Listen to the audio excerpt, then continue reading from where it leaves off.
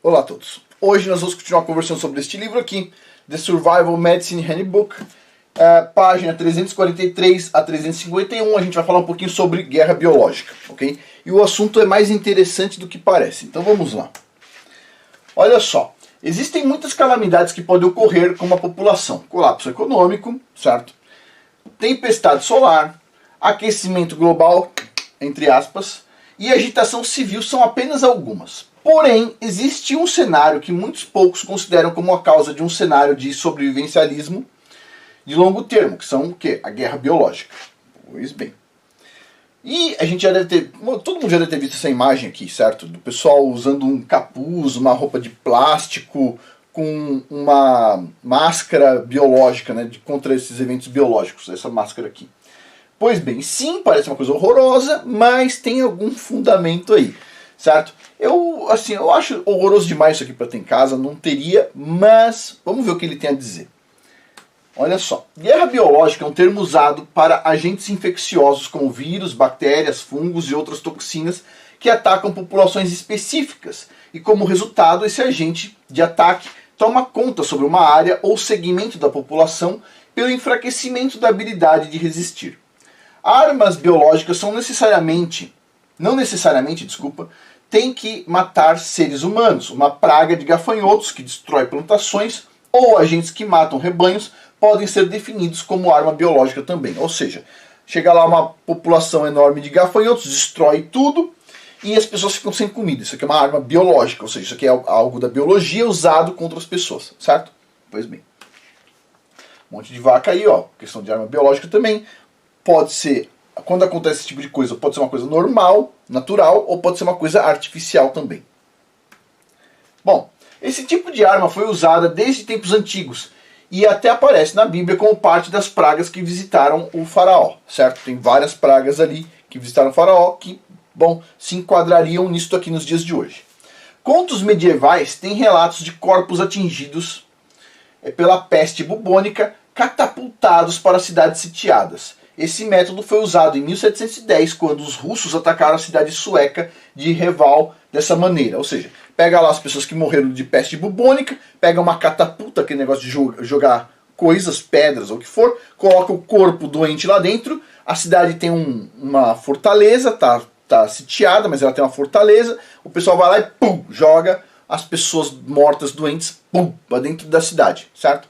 Ou seja, uma arma biológica também. É lógico que no tempo antigo o pessoal tinha, vamos dizer assim, menos mecanismos de fazer do que hoje em dia. Então a forma que eles tinham bom, o pessoal vai tocar nesses caras, eles não vão deixar esse cadáver apodrecendo lá e vai dar problema, certo? Pois bem, o hemisfério oeste foi mudado para sempre, hemisfério oeste, está colocando do livro aqui, estou colocando como está no livro, certo? Foi mudado para sempre com um ato inadvertido de guerra biológica, a introdução da varíola na população indígena. Como resultado, em algumas áreas, até 90% da população indígena foi morta, abrindo assim vastas faixas de áreas de terras para a colonização europeia. Outra história aconteceu na Guerra de 1700, quando os ingleses ofereceram um presente de paz para os índios. Pô, que presentinho! Cobertores infectados com agente biológico para os índios Pontiac. Então o pessoal ia lá, colocava um tipo de doença no vírus, certo? Não igual a catapora, uma outra doença bem dessa família aí, certo? Colocava nos cobertores, lógico que eles não colocavam assim, do jeito que está colocando aqui, como se fosse sal, né? Simplesmente pegar uma pessoa doente, cheia de ferida, e enrola ela no cobertor, pega o cobertor, dobra direitinho, pega outro cobertor, faz a mesma coisa, pega um monte de pessoa com isso aí. Os índios eles não tinham conhecimento dessa doença horrorosa, e o que aconteceu? Eles introduziram esses presentinhos para os índios. Ó, tá esse cobertorzinho para vocês, para suas crianças, etc. Tal. Pois é, guerra biológica não é uma coisa nova. Conforme o tempo progrediu, surgiram novos agentes de infecção, como o anthrax, que foram usados em certas situações durante a Primeira Guerra Mundial. O uso de armas biológicas foi banido pelo Protocolo de Genebra em 1925 e todo mundo vai falar, agora sim, estamos tranquilos. Espera aí. Em 1972, ou seja, depois de 1925, o armazenamento, produção e transporte de agentes biológicos foi banido pela Convenção de Armas Biológicas. Então todo mundo mais tranquilo ainda, ó. É o BWC essa convenção. Não pode ter determinadas coisas, mas mas mesmo tendo transporte e companhia, você vai ver que tem alguns problemas. Porém, esse tratado permite o armazenamento de armas biológicas e toxinas para propósitos profiláticos, protetores e de paz, é claro. Pô, você pode ter um negócio desse horroroso, mas você só pode ter se for para paz, certo? Afinal de contas, o pessoal invade outros países para quê? Para, lógico, gerar paz lá dentro. Pô, só para paz. Para paz pode. Para paz pode, tá tudo tranquilo. Bom, a despeito disso, ocorreu um número de violações desse tratado pela União Soviética. Pela Síria também, Iraque e alguns outros suspeitos. Em 2015, 173 países assinaram esse protocolo aí, BWC. A arma biológica perfeita teria as seguintes características. Ela, segundo está escrito aqui no livro, certo? Estou replicando o que está aqui no livro. Ser contagiosa e infecciosa em uma ampla porcentagem daqueles que são expostos, né? Causar debilitação de longo termo severa ou morte do organismo infectado, ter poucos antídotos e prevenções ou curas, segundo ele está colocando aqui. Ser facilmente entregue na área da população-alvo, tem baixa probabilidade de causar danos a quem usa o agente. E aí tem uma figura dessa horrorosa aqui. Pois bem, a preocupação sobre acidentes, né, tá entre aspas aqui, acidentes, né, afetando o agressor, tem deixado a maioria dos países relutantes no uso de tais armas em situações táticas. Teve um grande acidente desses em 1979, ou seja, depois de todos os acordos possíveis, em 1979 aconteceu um acidente onde um laboratório russo, acidentalmente, claro que sempre acidental, liberou anthrax na área ao redor, matando 42 pessoas e infectando ovelhas até 300 quilômetros de distância do laboratório, e causando as áreas ao redor ficarem despovoadas até os dias de hoje. Tipo assim, ninguém mais está no local. Tá aí, ó, uma máscara, as desgraças todas. Alguns candidatos para o uso de agentes biológicos incluem o anthrax, a varíola, febres virais hemorrágicas como o ebola e a praga pneumônica. O anthrax ele pode ser contraído de várias maneiras. Contato na pele já produz esse troço. Inalação, infecção gastrointestinal. É mais comum nos rebanhos do que em pessoas. Esse troço aqui, ele não é a arma ideal de destruição em massa através de contágio de pessoa a pessoa, exceto em caso de contágio pela pele, né, que é a forma mais letal, inclusive. Uma nuvem dessa substância poderia afetar uma grande população. Entretanto, grandes números de rebanhos infectados poderiam resultar em uma epidemia em humanos. O anthrax existe como esporos, né, que no ambiente certo libera toxinas que causam sintomas como da gripe, com eventual destruição das células nos nódulos linfáticos. Se torna altamente letal quando se espalha para os pulmões e sangue, especificamente. Bom, veja bem, tem algumas bactérias que elas se propagam por, vamos dizer assim, esporos, certo? Qual é o ponto delas? O ponto é o seguinte, não é a bactéria que faz o mal muitas vezes, tá? É a toxina criada pela bactéria. Então, a bactéria, você pode tomar um antibiótico, a bactéria morre, mas a toxina continua ali. E a toxina é um elemento, vamos dizer assim, é uma toxina. Ela não vai morrer, basicamente, ela é uma toxina. Pois bem, continuando aqui. Entretanto, a penicilina, doxiciclina e ciprofloxacin, que tem os equivalentes veterinários FishPen, Birdbiotic e FishFlox, respectivamente, para esses três aqui, são efetivos, segundo ele está colocando aqui, certo? Como prevenção contra essas bactérias ou como um tratamento inicial. Uma inalação total desse tipo de coisa aqui, o anthrax, ele pode tornar difícil a sobrevivência, pois as toxinas liberadas pelos esporos permanecem mesmo se os esporos forem destruídos. Isso é um problema. Olha só que coisa horrorosa. Se você for pesquisar sobre o tal do anthrax aí na internet, você vai encontrar umas imagens assim, uma pior que a outra. Coisa horrível mesmo. Aqui está uma ovelha, aqui ó, tá o braço de um cara aqui, ó. Certo? O negócio ele se propaga apenas pelo toque. Vai bem. A inalação dessa substância pode progredir para choque e até a morte em muitos casos. Com sorte, nem todos que forem expostos contrairão sintomas. Talvez algumas pessoas não. Outro exemplo de guerra biológica é a praga. A praga pneumônica, é um dos 3 tipos de pragas e de longe a mais contagiosa. Fácil de espalhar as bactérias por tosse no ar. é causada por uma bactéria chamada Yersinia pestis, geralmente encontrada em roedores e em outros animais pequenos, nas suas pulgas especificamente. Essa doença começa com o sintoma de gripe e desenvolve para uma pneumonia com febre, fraqueza, dificuldade de respirar e tosse. Geralmente tosse com sangue. Você vê, né? Até hoje existe a tal da praga. Até hoje. A ciência diz assim, nossa, a gente já acabou com tudo quanto é peste, doença. A gente fez com que as doenças sumissem e tudo mais. Só que até hoje tem praga ainda. Vai vendo. A praga pneumônica é diferente da praga bubônica, pois o paciente não terá os clássicos inchaços na virilha ou na axila, chamados de bulbos. Diferente da inalação de antrax, a qual pode levar semanas para desenvolver os sintomas, pacientes com praga pneumônica podem morrer de 2 a 4 dias se não forem tratados cedo. Tratamentos efetivos para vítimas de praga são a terraciclina, que é um antibiótico chamado fichicline na parte veterinária, ele coloca aqui a parte veterinária junto, doxiciclina ou birdbiotic na parte veterinária, ciprofloxacin ou o fichflox na parte veterinária e esse aqui IV-gentamicin ou 4-gentamicin. Pois bem, ele sempre coloca as opções dos antibióticos aqui, mas assim, tem uma parte desse livro que fala só sobre as dosagens de antibióticos especificamente. Então assim, não é recomendado, obviamente, ninguém tomar antibiótico. Esse livro aqui, ele é feito assim para um momento onde o sistema colapsou inteiro, certo? Você não tem acesso mais ao hospital, colapsou, o terremoto destruiu tudo, etc. Tal. Sempre que você for fazer algo da área médica, consulte um médico, é óbvio. Eu não sou médico, estou aqui contando para vocês o que tem nesse livro aqui, The Survival Medicine Handbook, escrito por um médico e por uma enfermeira, que é a esposa do médico, inclusive.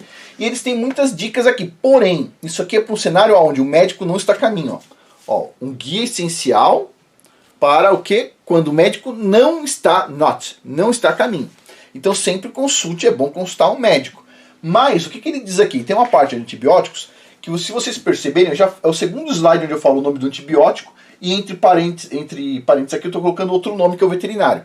Esses de uso veterinário aqui, segundo tem um capítulo aqui específico, eles são uso veterinário totalmente equivalente ao vamos dizer assim, não é equivalente, mas assim, daria para usar em humanos, ele coloca nesse livro aqui. Ele diz que daria para usar em humanos. Então, se você estivesse num lugar que não tivesse antibiótico nenhum, e você tivesse visto ali, ó, tem uma clínica veterinária, lá vai ter esses troços aqui, certo? E aí você poderia acessar esses aqui especificamente.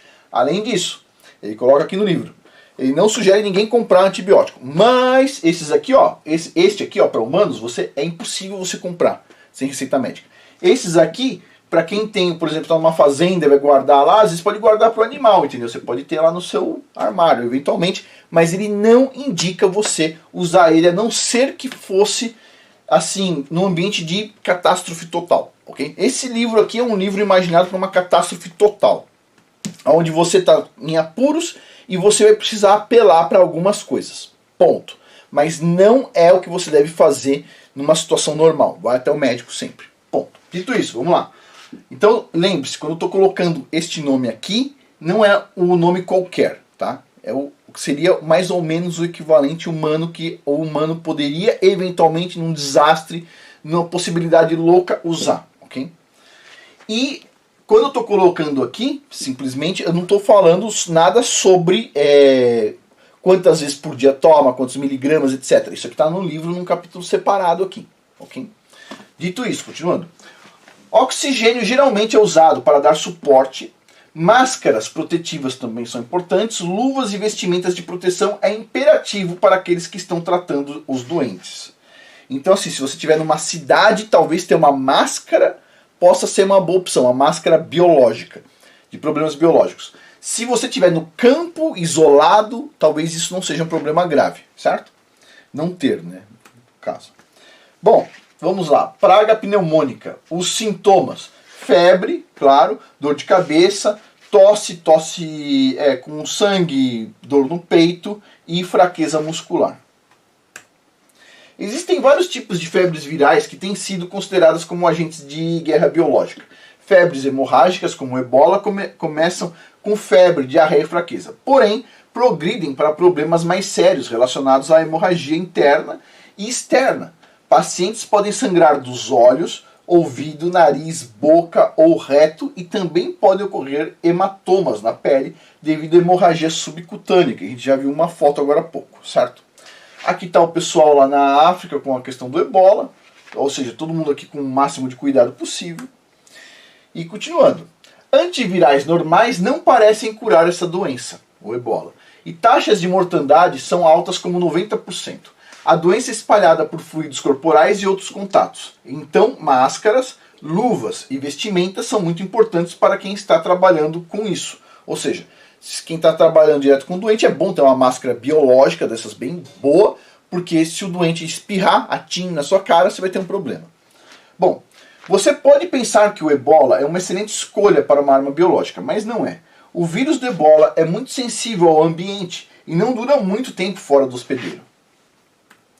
Não tolera a luz do sol, mas precisa de alta temperatura e alta umidade para sobreviver.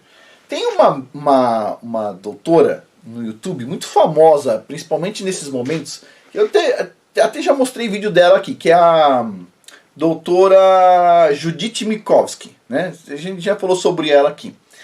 Tem um vídeo dela, onde ela diz com a boca dela que quem conseguiu tirar o ebola dos macacos e colocar para humanos foi ela. Ela estava no laboratório fazendo isso. Ela disse que ela fez isso. Então, tipo assim, pelo menos foi o que eu entendi ela falando. Então, assim, a moça, ela é muito simpática, etc, tal, mas ela carrega um peso bem grande nas costas dela, porque, tipo assim, ela já fez algumas coisas que não deveria ter feito, né? Vamos lá. Então, continuando, ó.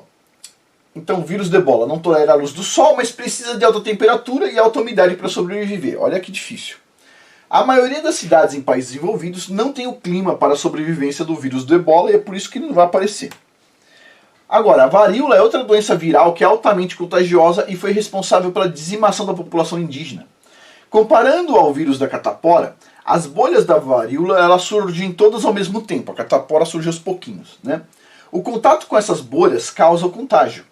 Febre e fadiga acompanham a doença. Entretanto, ela é rara em países desenvolvidos, mas como prevaleceu no passado, o governo tem vacina da varíola estocada o suficiente para vacinar toda a população dos Estados Unidos. Não há tratamento disponível e complicações levam a choque e à morte. Pois bem, não há tratamento disponível, quer dizer, a pessoa tem que descansar até o corpo dar um jeito, certo? Subprodutos liberados por micróbios e plantas estão à estreita linha entre as armas biológicas e as armas químicas. Por quê? Toxinas liberadas por bactérias que causam botulismo causam paralisia muscular e são usadas em pequenas quantidades no cosmético Botox para paralisar os músculos da face, essa toxina. A pessoa que está colocando Botox, ela na verdade está paralisando os músculos através de uma toxina, do botulismo. Pois bem, por isso que chama Botox. Semente de mamona contém a ricina, uma potente toxina que causa falência respiratória e circulatória. 3 mg de ricina é potente o suficiente, segundo ele está dizendo aqui, para matar um adulto de porte médio ao inalar. Um exemplo clássico de sobrevivencialismo que pode ser útil é a máscara de gás. Ela é colocada sobre a face para proteger a pessoa de inalar poluentes e gases tóxicos. É formada por um selo que cobre o nariz e a boca com filtros para a pessoa respirar de forma segura. Elas podem cobrir os olhos ou todo o rosto. Elas são superiores às máscaras cirúrgicas como uma barreira. O usuário ainda está vulnerável a químicos que podem penetrar na pele, a menos que use uma roupa protetora também. Então o cara está com a máscara, mas está de camiseta regata, o negócio toca na pele, pronto, já era. Então assim, mas eu tô com a manga comprida, beleza. Aí toca na mão, ou você depois vai passar a mão na roupa, e vários problemas. Então por isso que o pessoal, quando tem um problema mais sério, eles usam aquela roupa por cima para não tocar a toxina na pele, certo? Aí tá a roupa que o pessoal usa. Eu não tenho, não recomendo também. O que eu recomendo é você ficar afastado dos centros urbanos, porque aonde dá problema sempre é nos centros urbanos. Ninguém vai pegar e vai jogar um negócio químico em cima de você se você estiver sozinho numa área enorme, certo? Agora, se você estiver numa área urbana com não sei quantos milhões de pessoas, sim, pode haver problemas. Pois bem, embora eu acho que hoje em dia a forma que o pessoal usa não é simplesmente pulverizando as pessoas com isso, é outras formas mais injetáveis, né? Mas eu penso que é outra coisa, é outro assunto. Pois bem, e para finalizar, a melhor maneira de se preparar para esses eventos é adquirindo conhecimento prévio, entendendo as coisas que estão acontecendo eventualmente, certo? E é isso, pessoal. Por hoje é isso. Muito obrigado a todos aí pela atenção. Até mais.